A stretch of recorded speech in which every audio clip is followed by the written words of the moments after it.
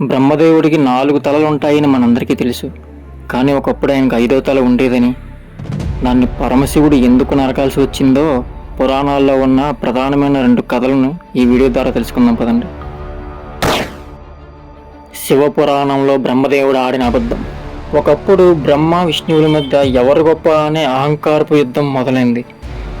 వారి మధ్య పరమశివుడు ఒక అంతం లేని అగ్నిస్తంభాన్ని సృష్టించి దాని మొదలు చివరిని ఎవరైతే ముందుగా కనిపెడతారో వారే గొప్ప అని చెబుతాడు. విష్ణుమూర్తి ఆ అగ్నిస్తంభం యొక్క మొదలు కనిపెట్టడానికి వరాహ రూపంలోకి మారి భూలోకం వైపు వెళ్తూ ఉంటాడు. బ్రహ్మదేవుడు చివర కనిపెట్టడానికి హంస రూపంలోకి మారి నింగి వైపు ఎగురుకుంటూ వెళ్తాడు.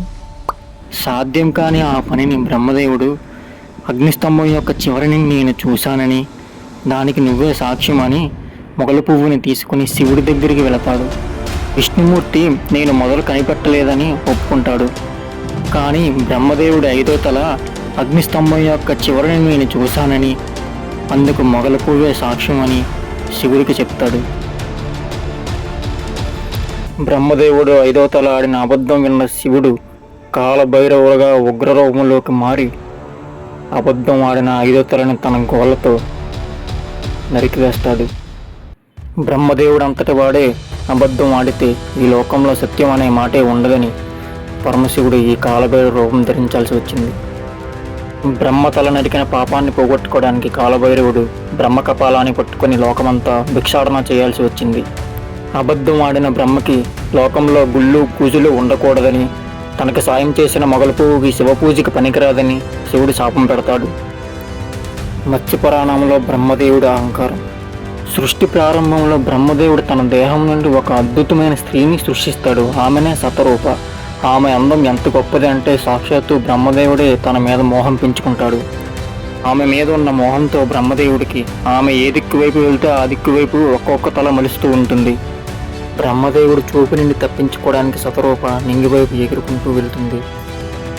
శతరూపను చూడడానికి పైకి బ్రహ్మదేవుడికి 5వ తల మలుస్తుంది. మోహంతో ధర్మం తప్పిన బ్రహ్మదేవుని చూసి దేవతలందరూ లోకం ఏమైపోతుందని కంగారు పడతారు. దేవతలందరూ కలిసి బ్రహ్మదేవుడి అహంకారాన్ని, మోహాన్ని తగ్గించడానికి ఆయన్ని కైలాసానికి పంపిస్తారు.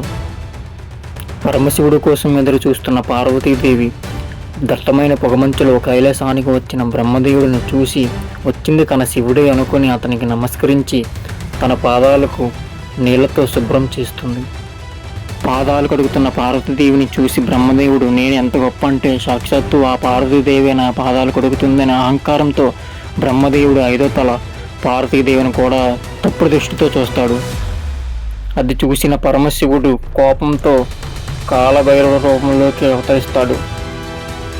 తల్లి లాంటి పార్వతీదేవిని నీ అహంకారంతో అవమానిస్తావా అని పరమశివుడు కాలభైరవ రూపంలో బ్రహ్మదేవుడు 5వ తలని నరికి పారేస్తాడు. అహంకారపు ఛాయలు వీడిన బ్రహ్మదేవుడు తన తప్పు తెలుసుకొని తనను క్షమించమని శివపార్వతులను వేడుకుంటాడు. శివపురాణం ప్రకారం అబద్ధం ఆడినందుకు మరియు మత్స్యపురాణం ప్రకారం అహంకారంతో ధర్మం తప్పేందుకు శివుడు కాలభైరవ రూపంలో బ్రహ్మ 5వ తల నరుకుతాడు. అయితే ఈ 2 కథల్లో మీకే కథ తెలుసో కామెంట్స్లో చెప్పండి. ఈ వీడియో మీకు నచ్చితే లైక్ చేయండి, షేర్ చేయండి, సబ్స్క్రైబ్ చేయండి. Thank you for watching.